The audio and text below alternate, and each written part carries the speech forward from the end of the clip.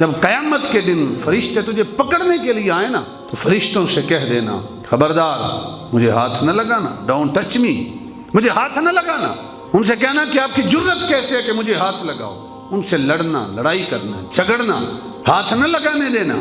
جب یہ کہا نا تو وہ کہتا ہے حضور میری کیا حیثیت، جب ساری قوم کسی برائی پہ مجتمع ہو جائے، جمع ہو جائے، پھر اللہ کا عذاب صرف ایک گناہ کرنے والے پہ نہیں آتا، ساری قوم کے اوپر عذاب آتا ہے۔ رات کی تنہائی میں کبھی آنکھ کھلے، وضو کر کے مصلی بچھا کے 2 رکعت رب کی حضور نوافل پڑھیں اور پھر رب کی بارگاہ میں اپنے گناہوں کی مغفرت طلب کریں، دیکھیں اللہ تعالیٰ گناہوں کو کیسے معاف کرتا ہے۔ اما بعد فاعوذ باللہ من الشیطان الرجیم، بسم اللہ الرحمن الرحیم۔ والشمس وضحاها والقمر اذا تلاها والنهار اذا جلاها واللیل اذا یغشاها والسماء وما بناها والارض وما طحاها ونفس وما سواها فألهمها فجورها وتقواها قد أفلح من زكاها وقد خاب من دساها كذبت ثمود بطغواها إذ انبعث أشقاها فقال لهم رسول الله ناقة الله وسقياها فكذبوه فعقروها فدمدم عليهم ربهم بذنبهم فسواها ولا يخاف عقباها۔ صدق اللہ العظیم۔ قال اللہ تبارک و تعالی فی القرآن المجید والفرقان الحمید فی شان حبیبہ محبرا وامرا ان اللہ وملائکتہ یصلون علی النبی یا ایہا الذین آمنوا صلوا علیہ وسلموا تسلیما۔ الصلاۃ والسلام علیک یا سیدی یا رسول اللہ وعلی آلک واصحابک یا حبیب اللہ۔ الصلاۃ والسلام علیک یا سیدی یا رسول اللہ وعلی آلک واصحابک یا امام الانبیاء والمرسلین۔ اللہم صلی وسلم علی رسولک الکریم وآلہ الطاہرین رب اغفر وارحم وانت خیر الراحمین۔ اللہم صلی وسلم علی رسولک الکریم وآلہ الطاہرین رب اغفر وارحم وانت خیر الراحمین۔ سورہ شمس کا ترجمہ اور تفسیر آج کے خطبہ میں انشاءاللہ بیان ہوگا۔ خالق کائنات مجھے بیان کرنے کے بعد اور احباب کو سماعت کرنے کے بعد ان باتوں پر ہم سب کو عمل کرنے کی توفیق عطا فرمائے۔ فرمایا والشمس وضحاها والقمر اذا تلاها، قسم ہے سورج کی، قسم ہے آفتاب کی، وضحاها اور اس کی دھوپ کی، والقمر اذا تلاها اور قسم ہے چاند کی، اذا تلاها جب وہ غروب آفتاب کے بعد آئے، یعنی جو ہی سورج غروب ہوتا ہے اس کے بعد چاند طلوع ہو جاتا ہے۔ والقمر اذا تلاها قسم ہے چاند کی جب وہ غروب آفتاب کے بعد آئے۔ والنہار اذا جلاها اور قسم ہے دن کی جب آفتاب کو روشن کر دے۔ واللیل اذا یغشاها اور رات کی قسم جب وہ اسے چھپا لے، دن کو چھپا لے۔ اذا یغشاها والسماء وما بناها قسم ہے آسمان کی اور اسے بنانے والے کی۔ والارض وما طحاها اور زمین کی قسم، وما طحاها اور اس کو بچھانے والے کی قسم۔ ونفس وما سواها قسم ہے نفس کی اور اس کو درست کرنے والے کی، اس کو درست بنانے والے کی۔ فألہمها فجورها وتقواها پھر اس نے یعنی خالق نے فألہمها اس کے دل میں ڈال دیا، فجورها وتقواها اس کی نافرمانی اور اس کی پارسائی کو، فجورها نافرمانی، وتقواها اور اس کے تقوی کو، اس کی پارسائی کو۔ قد افلح من زکاها یقیناً فلاح پا گیا، من زکاها جس نے اپنا تزکیہ نفس کر لیا، جس نے اپنے آپ کو پاک کر لیا۔ وقد خاب من دساها اور یقیناً نامراد ہوا جس نے اپنے نفس کو گناہوں سے آلودہ کر لیا۔ کذبت ثمود بطغواها جھٹلایا قوم سمود نے اپنے پیغمبر کو، بطغواها اپنی سرکشی کے باعث۔ اذ انبعث اشقاها جب اٹھ کھڑا ہوا ان میں سے ایک بڑا بدبخت، فقال لهم رسول اللہ تو انہیں کہا اللہ کے رسول نے، فقال لهم انہیں کہا رسول اللہ اللہ کے رسول نے، ناقۃ اللہ و سقیاہا، کہ یہ اونٹنی ہے، یہ اللہ کی طرف سے ایک معجزہ ہے۔ ناقۃ اللہ، یہ اللہ کی اونٹنی ہے، و سقیاہا، اور اس کا یہ خاص پانی پینے کا ایک دن ہے۔ فکذبوہ فعقروہا، پھر انہوں نے جھٹلایا اپنے رسول کو، فعقروہا، اور اس اونٹنی کی کونچیں کاٹ دی۔ فدمدم علیہم ربہم بذنبہم فسواہا، پس ہلاک کر دیا انہیں ان کے رب نے ان کے گناہ عظیم کے سبب، فسواہا، اور انہیں زمین کے ساتھ ہموار کر دیا۔ ولا یخاف عقباہا، اور کوئی ڈر نہیں اللہ کو ان کے تباہ کن انجام کا، ان کو تباہ و برباد کرنے کا خدا کو کوئی ڈر نہیں ہے۔ یہ سورہ شمس ہے، اس میں خالق نے شروع میں 7 قسمیں اٹھائیں اور 7 قسمیں اٹھا کے پھر ایک بات کی ہے۔ اگر ہم میں سے کوئی بندہ ایک قسم اٹھائے تو ہم اس کی طرف متوجہ ہو جاتے ہیں، بھئی یہ خاص بات کرنے لگا ہے، اور ظاہر ہے قسم اٹھا کے کوئی بات کرے وہ عام بات نہیں ہے، خاص بات ہے۔ اور خالق ہو کے قسمیں اٹھائے، پھر ایک قسم نہیں، خالق نے 7 قسمیں اٹھائیں، 7 قسمیں خالق اٹھائے، اور پھر اس کے بعد جو بات کرے وہ پھر کوئی عام بات نہیں ہے، وہ خاص بات ہے۔ اور وہ خاص بات کیا ہے انشاءاللہ اس کا ترجمہ اور تفسیر میں آپ احباب کے سامنے رکھوں گا۔ اور جو قسمیں اٹھائی ہیں وہ جوڑا جوڑا ہیں، یعنی کہا والشمس وضحاہا، سورج کی قسم، وضحاہا، اور اس کی دھوپ کی اور اس کی روشنی کی قسم، والقمر اذا تلاہا، مہتاب کی، قمر کی، چاند کی قسم، سورج کی قسم، چاند کی قسم، دونوں جوڑا جوڑا ہیں۔ پھر ارشاد فرمایا واللیل اذا یغشاہا، دن کی قسم، رات کی قسم، یہ دونوں جوڑا ہیں، سورج اور چاند، دن اور رات۔ پھر ارشاد فرمایا والسماء وما بناہا، آسمان کی قسم اور اسے بنانے والے کی، والارض وما طحاہا، اور زمین کی قسم اور اس کو بچھانے والے کی قسم۔ زمین اور آسمان جوڑا جوڑا ہے، پہلے سورج اور چاند، پھر دن اور رات، پھر زمین اور آسمان، 6 قسمیں ہو گئی۔ اور 7ویں قسم ارشاد فرمایا ونفس وما سواہا، قسم ہے انسانی نفس کی، وما سواہا، اور اس کو درست بنانے والے کی قسم، یعنی ایسا انسان کا جسم ہے کہ اللہ نے اس کو قوت ادراک بھی عطا کیا ہے، قوت فیصلہ بھی عطا کیا ہے، اللہ تعالیٰ نے اسے سوچ و بچار کی قوت عطا کی ہے، اللہ تعالیٰ نے دیکھنے کی قوت عطا کی ہے، اللہ تعالیٰ نے انسان کو حساس بنایا ہے، یعنی یہ چیزوں کو محسوس کرتا ہے، یہ ایک نگاہ ڈال کے اس کا تجربہ نکال دیتا ہے کہ یہاں سے پھر یہ ایسا ہوگا۔ یہ طاقت اور قوت دینے والی ذات اللہ کی ہے۔ وَنَفْسٍ وَمَا سَوَّاهَا، قسم ہے نفس کی اور اس کو درست کرنے والے کی قسم۔ فَأَلْهَمَهَا فُجُورَهَا وَتَقْوَاهَا، اب یہ جواب قسم ہے، یعنی 7 قسمیں ہیں، 7 قسمیں اٹھا کے خالق نے جو بات کی ہے وہ کوئی عام بات تو نہیں ہے، وہ خاص بات ہے۔ اور وہ خاص بات کیا ہے؟ فرمایا فَأَلْهَمَهَا فُجُورَهَا وَتَقْوَاهَا، کہ بے شک ہم نے انسان کو الہام کیا ہے، فجورہا و تقواہا، ہم نے اس کے دل میں ڈال دیا ہے کہ یہ سرکشی کا راستہ ہے اور یہ ہدایت کا راستہ ہے، یہ نافرمانی کا راستہ ہے اور یہ اللہ کے نبیوں کا راستہ ہے، یہ شیطان کا راستہ ہے اور یہ شیطان جس کو اپنا دشمن خیال کرتا ہے، یہ رحمان کا راستہ ہے۔ تم نے کس راستے پہ چلنا ہے؟ اس لیے کہتے ہیں کہ انسان کا دل جو ہے یہ بہت بڑا مفتی ہے، یہ انسان کو بتاتا ہے کہ بھئی تو صراط مستقیم پہ ہے یا راہ راست سے بھٹکا ہوا ہے۔ تو 7 قسمیں اٹھا کے فرمایا فَأَلْهَمَهَا فُجُورَهَا وَتَقْوَاهَا، اس کے دل میں ہم نے ڈال دیا ہے کہ یہ فجور کا راستہ ہے، یہ تقوی کا راستہ ہے۔ 7 قسمیں اٹھانے کے بعد اور پھر اگلی 2 آیتیں میں سمجھتا ہوں اس سورت کا حاصل کلام ہے۔ فرمایا قد افلح من زکاہا، فرمایا کہ تحقیق وہ کامیاب ہو گیا، وہ فلاح پا گیا۔ اور افلح صرف دنیا کا کامیاب نہیں ہے، دنیا میں بھی کامیاب ہے، آخرت میں بھی کامیاب ہے۔ قد افلح من زکاہا، فلاح پا گیا وہ جس نے اپنے نفس کو گناہوں سے پاک کر لیا۔ 7 قسمیں اٹھا کے جو جواب قسم کا جملہ ہے وہ یہ ہے کہ وہ کامیاب ہو گیا، وہ فلاح پا گیا، وہ دنیا اور آخرت میں کامیاب ہے۔ اور میں نہیں کہہ رہا، اللہ کے نبی کا فرمان نہیں، کسی محدث مفسر کا کلام نہیں، محقق کا کلام نہیں، اللہ کا کلام ہے۔ قد افلح من زکاہا، لوگوں وہ کامیاب ہے جس نے اپنے نفس کو گناہوں سے پاک کر لیا، جس نے تزکیہ نفس کر لیا۔ زکاہا، اسی سے زکوٰۃ بھی ہے، اور زکوٰۃ بظاہر تو 1 لاکھ میں سے 2500 دیتے ہیں، لیکن زکوٰۃ کا جو معنی ہے وہ بڑھوتری ہے، یعنی بظاہر آپ نکالتے ہیں لیکن پتہ نہیں اللہ کتنی برکتیں ڈال کے اس کو بڑھا دیتا ہے۔ اسی سے زکا ہے، جس نے تزکیہ نفس کر لیا، اپنے دامن کو گناہوں سے پاک کر لیا، وہ کامیاب ہو گیا۔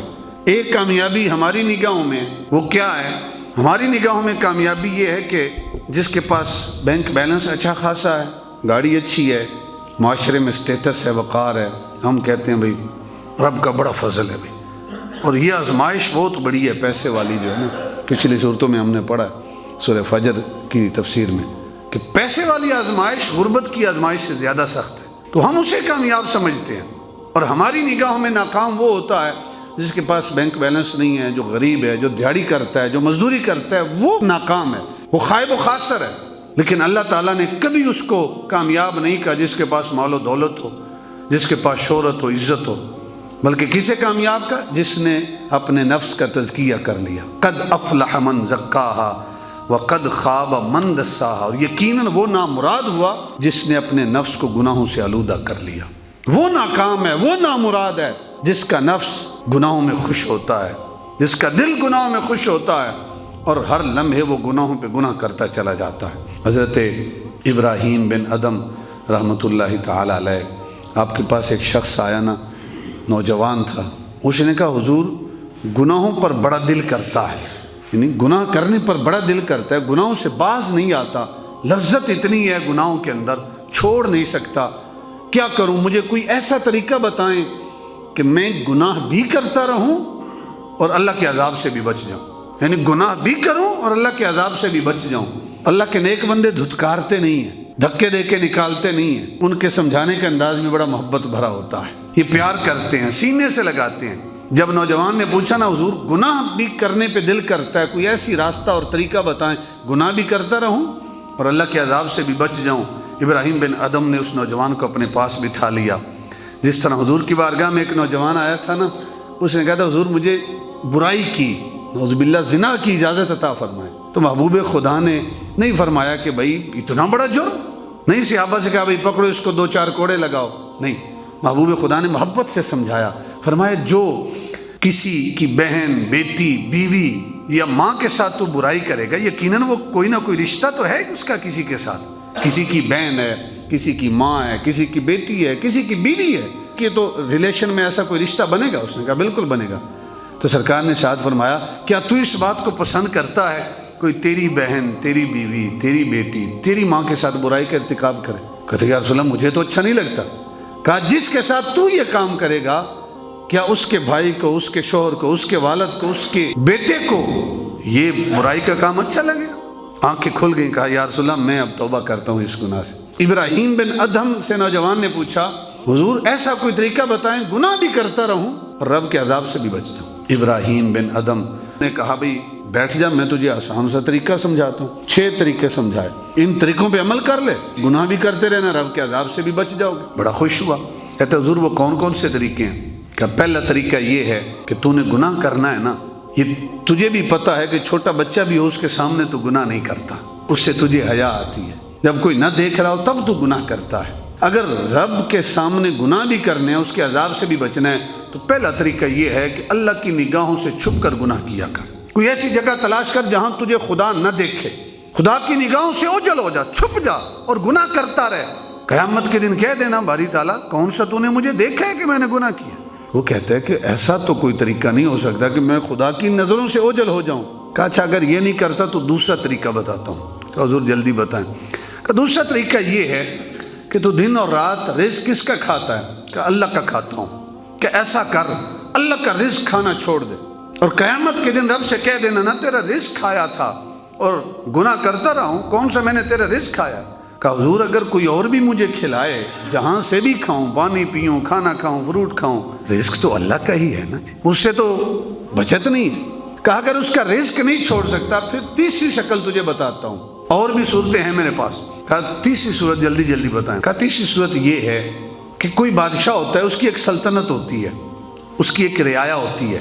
اللہ کی جو سلطنت ہے وہ زمین و آسمان ہے، یہ اللہ کی سلطنت ہے، اور جس بادشاہ کی جو سلطنت ہوتی ہے وہ اپنی سلطنت کے اندر اس کے قوانین ہوتے ہیں، اس کی سلطنت میں اس کے قوانین کو فالو کرنا ہوتا ہے، اس کے بغیر کوئی چارہ نہیں ہے۔ تو اگر گناہ کرنا چاہتا ہے تو ایسا کر کہ زمین و آسمان سے نکل جا، اس کی سلطنت سے باہر نکل جا۔ جب اس کی سلطنت سے باہر نکل کے گناہ کرے گا، قیامت کے دن رب کی بارگاہ میں کہہ دینا تیرے زمین و آسمان میں، تیری سلطنت میں نے گناہ کیا ہی نہیں، تو مجھے عذاب کیسا؟ کہ میں زمین و آسمان سے کیسے نکل سکتا ہوں؟ زمین و آسمان سے کوئی نکل سکتا ہے؟ کہ میں تو نہیں نکل سکتا۔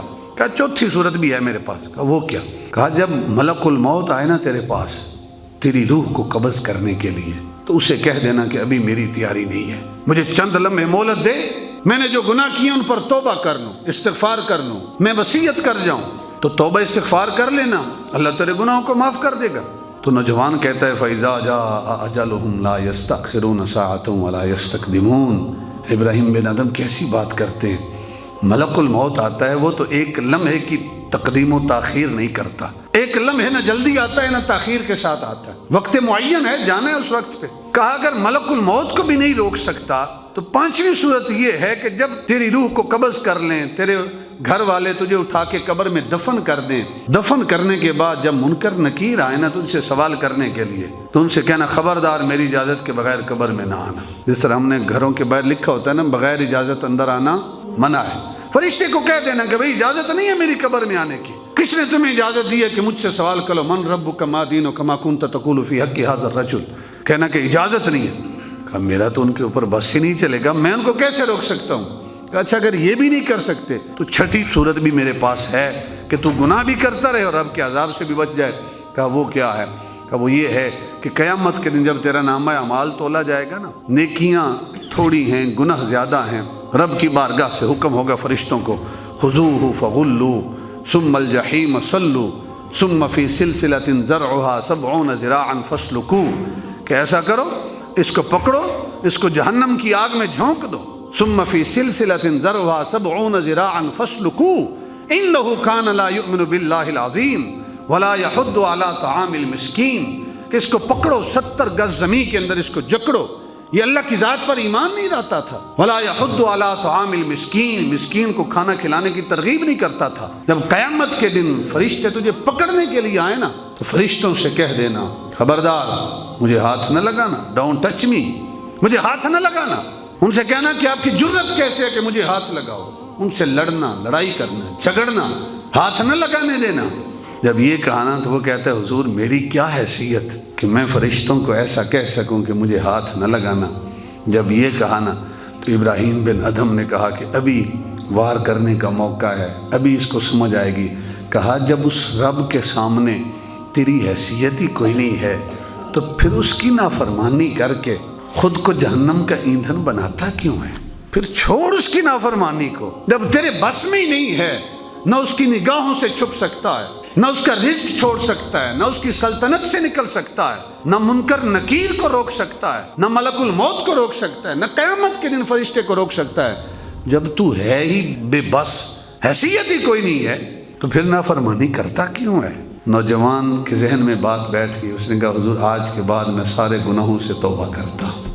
آج ہم دیکھیں، بزرگ فرماتے ہیں نا کہ یہ نہ دیکھیں گناہ چھوٹا ہے یا بڑا ہے، یہ دیکھیں کہ تم نافرمانی کس کی کر رہے ہو۔ ہر دن کا انالیسس کریں، تجزیہ کریں۔ سلسلہ نقشبند کے بہت بڑے بزرگ ہیں عبداللہ احرار صاحب رحمۃ اللہ تعالی، انہوں نے کہا کہ جو بندہ بغیر گناہ کے ایک دن گزارتا ہے نا، ایسا ہے کہ اس بندے نے وہ دن اللہ کے نبیوں کی میت میں گزارا ہے۔ ہر دن اپنا تجزیہ کریں کہ میرا آج کا دن گناہوں میں گزرا ہے یا گناہوں سے پاک ہونے میں گزرا ہے۔ اور یہاں تک فرماتے ہیں 3 کام ایسے ہیں کہ جن میں خالق کی خاص مدد شامل حال ہوتی ہے۔ میں نے آج ہی پڑھا، اور اس میں 2 چیزیں جو ہیں، بلکہ تینوں ہی چیزیں سمجھے مشاہدہ میں۔ پہلی بات کہ اگر انسان 3 کام کرنے کا ارادہ کرے نا جس میں خالق کی طرف سے خاص مدد شامل حال ہوتی ہے۔ پہلا کام، جو بندہ اللہ کا گھر مسجد بنانے کا ارادہ کرتا ہے نا، اللہ کی مدد شامل حال ہو جاتی ہے۔ اور اس کی مثال آپ لوگوں کے سامنے ہے۔ یقین کریں کہ جب ہم نے اس مسجد کا آغاز کیا، وہم و گماں میں بھی نہیں تھا کہ اتنی کرم نوازی ہوگی، غیبی خزانوں سے اتنی مدد آئے گی کہ بہت کم عرصے میں اللہ تعالیٰ اس کو پائے تکمیل تک پہنچائے گا۔ 2 لاکھ سے ہم نے صرف آغاز کیا اور 65 لاکھ کے قریب یہ مسجد کے حال اور شین کے اوپر اماؤنٹ لگی، اور الحمدللہ پیسے کی وجہ سے ہمارا کام نہیں رکا۔ فرنٹ پورشن 5-10 لاکھ جمع ہو جائیں تو پھر شروع کریں گے۔ 1 سال کے بعد ہم نے اماؤنٹ کو شمار کیا تو صرف 96,000 روپیہ ہمارے پاس تھا۔ تو 96,000 کو ہم نے کہا بھائی شروع کرتے ہیں، اللہ پائے تکمیل تک پہنچائے گا۔ الحمدللہ 3 لنٹر بھی مکمل ہو گئے ہیں اور پلستر کا کام بھی تقریباً کافی ہو گیا ہے۔ جب تیسرا لنٹر ڈالنے لگے تھے تو میرے پاس پیسے بہت کم تھے، لنٹر کے نہیں تھے۔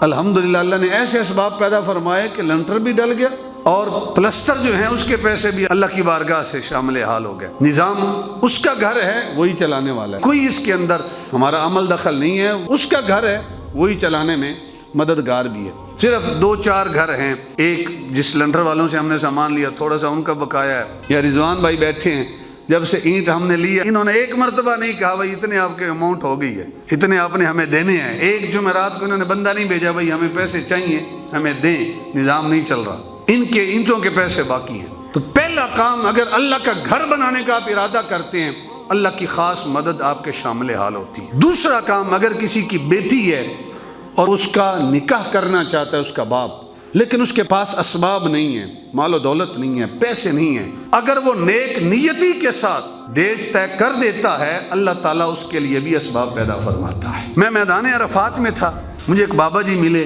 تو انہوں نے کہا بیٹا یہ مجھے نمبر ملا دیں اپنے بیٹے کا پاکستان سے، تو میں نے ملا دیا۔ کہتے ہیں کہ الحمدللہ میں میدان عرفات میں ہوں، آج ہمارا حج مکمل ہو گیا، جو حج کا رکن اعظم ہے وہ آج ہم نے ادا کر لیا۔ میں نے بابا جی سے ویسے پوچھا، کہتے ہیں جب پہلی مرتبہ ہم آئے تھے نا پیسے بہت تھوڑے تھے، تو کسی نے کہا حج کرنا ہے یا شاید عمرے کا کہا، تو میں نے کہا بھئی شادی ہے، ہم نے شاید بیٹے کی تھی یا بیٹی کی، ہم نے شادی کرنی ہے، تو پیسے اگر حج یا عمرے پہ لگا دیں گے تو شادی کیسے کریں گے؟ پھر ذہن میں خیال آیا کہ بھئی وہ اللہ کے گھر جانا ہے، اللہ اسباب پیدا کرے گا۔ کہتے ہیں کہ ہم چلے گئے حج پہ یا عمرے پہ، واپس آئے تو لڑکی والے کہیں بھئی عجیب بات ہے، اب جب بات ڈیٹ کی آئی ہے تو آپ کہتے ہیں ہمارے پاس ہیں کوئی نہیں، خود حج اور عمرہ کر کے آ گئے۔ تو کہتے ہیں ہم نے ڈیٹ طے کر دی، ہمارے گھر کام کرنے والی تھی، اس نے 10,000 دی ہے، اس نے کہا بھئی یہ اپنے پاس رکھ لو کام آئیں گے۔ کہتے ہیں کہ اللہ نے ایسے اسباب پیدا فرمائے کہ وہ 10,000 بھی ویسے پڑے ہوئے تھے، ٹائم کے اوپر اللہ تعالیٰ نے سارے کام بڑی آسانی کے ساتھ مکمل کر دیے، اور وہ 10,000 جیسے پڑے تھے ویسے ہم نے اپنی اس نوکرانی کو واپس کر دی۔ تو دوسرا کام، اگر کوئی بیٹی کا نکاح کرنا چاہتا ہے تو نہ دیکھے، نیک نیتی کے ساتھ چل پڑے، اللہ تعالیٰ اسباب پیدا فرما دے گا۔ اور تیسرا کام جو ہمارے موضوع سے ریلیٹڈ ہے وہ یہ ہے کہ جب بندہ مومن دل سے گناہوں سے توبہ کرتا ہے، دل سے توبہ کرتا ہے، اللہ تعالیٰ اسے گناہوں سے بچنے کی توفیق عطا فرماتا ہے، اس کی مدد شامل حال ہوتی ہے جب وہ دل سے توبہ کرے۔ اور اگر ظاہراً توبہ ہے، دل سے پکا ارادہ نہیں ہے، رات کی تنہائی میں کبھی آنکھ کھلے وضو کر کے مصلی بچھا کے 2 رکعت رب کے حضور نوافل پڑھیں اور پھر رب کی بارگاہ میں اپنے گناہوں کی مغفرت طلب کریں، دیکھیں اللہ تعالیٰ گناہوں کو کیسے معاف کرتا ہے۔ ابن قیم نے بڑی ایک خوبصورت بات کی، فرماتے ہیں کہ میں آ رہا تھا تو رستے میں ایک گھر کا دروازہ کھلا ہوا تھا، اندر سے بچے کے رونے کی آواز آ رہی تھی، اور میں قریب ہوا تو دیکھا کہ اس کی ماں اس بچے کو مار رہی ہے، زور زور سے مار رہی ہے۔ تو بچے نے نافرمانی کی تھی، ماں نے کہا دفع ہو جا میرے گھر سے، تیرا میرے گھر سے کوئی تعلق نہیں، تو میرا نافرمان ہے، نکل جا یہاں سے۔ ماں نے بیٹے کو دھکے دے کے گھر سے نکال دیا۔ ابن قیم کہتے ہیں کہ میں دیکھ رہا تھا کہ وہ جاتا کدھر ہے، وہ گھر سے نکلا، سیدھا چلتا رہا، آگے اس گلی کے کونے تک پہنچا، پھر واپس پلٹ آیا۔ جب واپس پلٹا نا تو میں نے اس بچے سے پوچھا بھائی تو چل پڑا تھا پھر واپس کیوں آ گیا؟ اس بچے نے کہا بھائی میں نکل جاؤں گا، گھر سے چلا جاؤں گا، مجھے روٹی بھی مل جائے گی، کھانا بھی مل جائے گا، کہیں محنت کام کاج کر لوں گا، کہیں ہوٹل میں برتن دھو لوں گا، فلاں کام کر لوں گا، فلاں کر لوں گا، میری زندگی کا سرکٹ چل جائے گا، لیکن پوری دنیا اکٹھی ہو کے بھی مجھے میری ماں کی محبت نہیں دے سکتی، میری ماں کی جو دہلیز ہے یہ مجھے اور کہیں نہیں مل سکتی۔ ابن قیم کہتے ہیں کہ وہ بچہ آیا اور آ کر اپنی گھر کی، اپنی والدہ کی دہلیز کے باہر بیٹھ گیا، تھکا ہوا تھا، اس نے سر رکھا وہیں پہ سو گیا۔ تھوڑی دیر کے بعد اس کی ماں نے دروازہ کھولا تو دیکھا اپنا بیٹا سامنے سویا ہوا ہے، اس نے پھر ٹھوکر لگائی اور کہا تجھے کہا نہیں دفع ہو جا میرے گھر سے، میرا نافرمان بیٹا کیوں آ گیا واپس؟ اس نے رو کر کہا امی جی میں چلا گیا تھا، ذہن میں خیال آیا کہ روٹی کا بندوبست تو ہو جائے گا، لیکن امی جان جو تیری محبت ہے وہ مجھے دنیا کبھی نہیں دے سکتی۔ جب یہ کہا نا بیٹے نے رو کے کہ امی جان تیری محبت مجھے جہاں میں کہیں نہیں مل سکتی، تو ماں کی جو مامتا تھی وہ بھی تڑپی۔ اس نے کہا بیٹا جب تیرے دل میں میرے لیے اتنی محبت ہے تو پھر میں تجھے کیوں دھتکاروں گی، آ میرے سینے سے لگ جا۔ تو ایک ماں اگر بیٹے سے اتنی محبت کرتی ہے، اللہ کی عزت کی قسم وہ خالق جو ہے وہ ماں سے 70 گنا زیادہ محبت کرتا ہے۔ اگر کوئی راہ راست سے بھٹکا ہوا رب کی دہلیز پہ آ جائے اور اپنے گناہوں کی معافی مانگے، یہ ممکن ہی نہیں ہے کہ خالق اپنے گناہگار بندے کے گناہوں کو معاف نہ کرے۔ فرمایا قد افلح من زکاہا وقد خاب من دساہا، کہ وہ کامیاب ہے جس نے اپنے نفس کو گناہوں سے پاک کر لیا، وقد خاب من دساہا، اور وہ ناکام ہے جس نے اپنے نفس کو گناہوں سے آلودہ کر لیا، جس نے اپنے نفس کو گناہوں میں چھپا لیا وہ ناکام ہے۔ یہ خالق کائنات ارشاد فرما رہا ہے۔ 10 آیتیں ہوگی سورہ شمس کی، پھر اگلی آیتوں میں موضوع بدل دیا۔ فرمایا کذبت ثمود بطغواها اذ انبعث اشقاها فقال لهم رسول اللہ ناقۃ اللہ وسقیاها۔ فرمایا کذبت ثمود بطغواها، جھٹلایا قوم سمود نے اپنے پیغمبر کو، بطغواها، اپنی سرکشی کے باعث۔ قوم سمود نے سرکشی کی، اذ انبعث اشقاها، جب اٹھ کھڑا ہوا ان میں سے ایک بہت بڑا بدبخت۔ یہ بدبخت کون تھا؟ قوم سمود کس نبی کی قوم تھی؟ ان کا جرم کیا تھا؟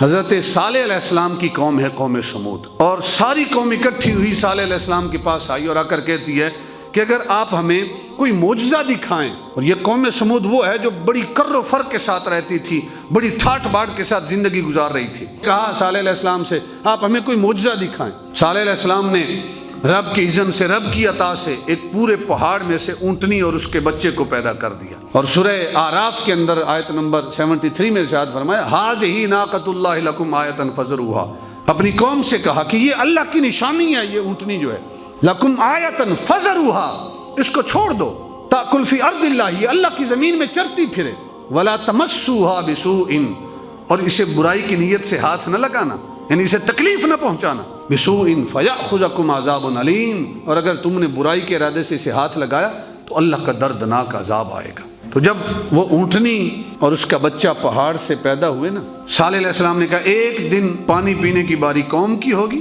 ایک دن یہ اونٹنی اور اس کا بچہ پیے گی، اور تم نے اس کی باری میں اس کو تنگ نہیں کرنا۔ لیکن قوم سرکش تھی، ساری قوم شریک تھی، صرف ایک بندہ اس قوم میں سے نکلا جس کا نام قدار بن سالف تھا۔ اذ انبعث اشقاها، جب اس قوم کا سرکش بڑا بدبخت اٹھا، وہ بدبخت کون تھا؟ قدار بن سالف۔ اس نے کیا کیا؟ اونٹنی کی جو کونچیں ہیں وہ کاٹ دی۔ ٹخنوں کے قریب جو پٹھے ہوتے ہیں، عربوں کے اندر اونٹ کو نہر کرنے کا ایک طریقہ یہ تھا کہ وہ پٹھے کاٹتے تھے، وہ اونٹ خود بخود بیٹھ جاتا تھا، بیٹھتا تھا تو پھر گردن کے قریب اس کو نیزہ مار کے اس کو نہر کرتے تھے، اس کو ذبح کرتے تھے۔ تو قدار بن سالف نے کیا کیا؟ اس کے کونچے کاٹ دی اور تیر مار کر اس کو ہلاک کر دیا۔ اس کا بچہ تھا وہ پھر پہاڑ کی طرف دوڑ گیا اور پہاڑ کے اندر داخل ہو گیا، اور وہ اس بچے کو بھی ذبح کرنا چاہتے تھے، اسے بھی قتل کرنا چاہتے تھے۔ اللہ کے نبی کا فرمان ہے، اور تفسیر قرطبی کے اندر یہ روایت موجود ہے کہ محبوب خدا نے جناب علی المرتضیٰ شیر خدا رضی اللہ تعالیٰ عنہ سے فرمایا کہ اتدری من اشقى الاولین، اے علی المرتضیٰ کیا جو پہلے لوگ گزرے ہیں ان میں سب سے بڑے بدبخت کو جانتے ہو؟ مولا کائنات جو باب مدینۃ العلم تھے، آپ نے ارشاد فرمایا اللہ و رسولہ اعلم، یا رسول اللہ، اللہ اور اس کا رسول بہتر جانتا ہے کہ پہلی قوموں میں بڑا بدبخت کون تھا۔ تو محبوب خدا نے ارشاد فرمایا وہ جو پہلی قوموں میں بدبخت گزرا ہے وہ ہے جس نے صالح علیہ السلام کی اونٹنی کی کونچیں کاٹی تھی، قدار بن سالف۔ اور پھر ارشاد فرمایا اتدری من اشقى الاخرین، جو بعد میں آنے والے ان میں سب سے بڑے بدبخت کو علی المرتضیٰ جانتے ہو؟ مولا کائنات نے پھر ارشاد فرمایا اللہ و رسولہ اعلم، یا رسول اللہ، اللہ اور اس کا رسول ہی بہتر جانتا ہے کہ بعد میں آنے والوں میں سب سے بڑا بدبخت کون ہوگا۔ تو محبوب خدا نے ارشاد فرمایا قاتلک، اے علی المرتضیٰ جو تجھے قتل کرنے والا ہے، جو تجھے شہید کرنے والا ہے، وہ بعد میں آنے والوں میں سے سب سے بڑا بدبخت ہے۔ اللہ کے نبی نے صالح علیہ السلام نے کہا تھا کہ یہ اللہ کی اونٹنی ہے، یہ اللہ کی نشانی ہے، اس کو برا بھلا نہیں کہنا، اس کی جو پانی کی باری ہے اس میں اس کو تکلیف نہیں پہنچانی۔ اور بدبختوں نے کیا کیا؟ اذ انبعث اشقاها فقال لهم رسول اللہ، انہیں کہا اللہ کے رسول نے ناقۃ اللہ وسقیاها، یہ اللہ کی اونٹنی ہے، اللہ کی نشانی ہے، وسقیاها، اور یہ اس کے پانی پینے کی باری ہے، فکذبوه فعقروها، پھر انہوں نے جھٹلایا رسول کو، فعقروها، اور اس کی کونچیں کاٹ دی، ٹخنوں کے قریب جو پٹھے ہیں وہ کاٹ دی، اس کو ہلاک کر دیا۔ فدمدم علیہم ربہم بذنبہم فسواها، جو انہوں نے جرم کیا تھا اس جرم کی وجہ سے جبریل علیہ السلام آئے اور ایک چیخ ماری، ایسی چیخ ماری کہ پوری کی پوری قوم تباہ و برباد ہو گئی، ہلاک ہو گئی۔ فدمدم علیہم ربہم بذنبہم، اپنے گناہ کی وجہ سے، بذنبہم فسواها، اپنے گناہ کی وجہ سے ہلاک ہو گئی. فسواہا، اور اللہ نے ان کی بستی کو ہموار کر دیا. اب جرم ایک بندے کا ہے لیکن جا پوری قوم رہی ہے، عذاب چھوٹے بڑے پہ ہے. وجہ کیا ہے؟ وجہ یہ ہے کہ قدار بن سالف نے جو کام کیا تھا، قوم میں سے کوئی بندہ نہیں تھا سوائے صالح علیہ السلام یا جو بھی ان کے نیک امتی تھے، ان کے علاوہ کوئی بھی نہیں تھا جو اسے یہ کہہ سکتا کہ قدار ایسا کام نہ کر. سارے اس کام پہ راضی تھے.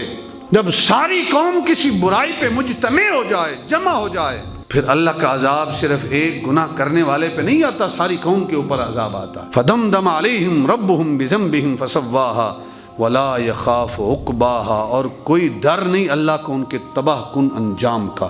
ولا یخاف، ایک اس کی ضمیر حضرت صالح علیہ السلام کی طرف لوٹ رہی ہے کہ صالح علیہ السلام کو ان کے تباہ ہونے کا کوئی ڈر نہیں ہے، اور ایک ضمیر بعض مفسرین نے خالق کی طرف لوٹائی ہے کہ اللہ رب العزت کو کوئی ڈر نہیں ہے، کیونکہ جو قوم سمود ہے ان کے آس پاس قبیلوں کے ساتھ بڑے اچھے مراسم تھے، اور انہوں نے طے کیا تھا جب کسی ایک قوم پہ برا وقت آئے گا دوسری ان کے حق میں کھڑی ہو جائے گی. اللہ تعالیٰ کو کسی قوم کا کوئی ڈر نہیں ہے. کسی کو تباہ و برباد کرنا چاہے کوئی رب سے نہیں پوچھ سکتا کہ تم نے اس قوم کو کیوں تباہ و برباد کیا. اور تیسری ولا یخاف، کہ اسے کوئی ڈر نہیں تھا، اس کی ایک اشارہ قدار بن سالف کی طرف ہے کہ صالح علیہ السلام نے کہا تھا کہ رب کا عذاب آئے گا. قدار کہتا تھا مجھے کوئی ڈر نہیں ہے، رب کا عذاب آتا ہے تو آئے. ولا یخاف عقباہا، اور کوئی ڈر نہیں اللہ کو ان کے تباہ کن انجام کا. حضرت صالح علیہ السلام کی قوم کا ذکر ہے، ایک نافرمانی ہے ساری قوم تباہ و برباد ہو گئی. آج ہم رب کی کتنی نافرمانیاں کر رہے ہیں. قوم سمود کا ذکر اس لیے ہے تاکہ ہم اس سے سبق حاصل کریں، ہم راہ راست پہ آ جائیں. جو بھٹکے ہوئے ہیں، اللہ کی نافرمانیوں میں مبتلا ہیں، خالق کائنات ہم سب کو عمل کی توفیق عطا فرمائے.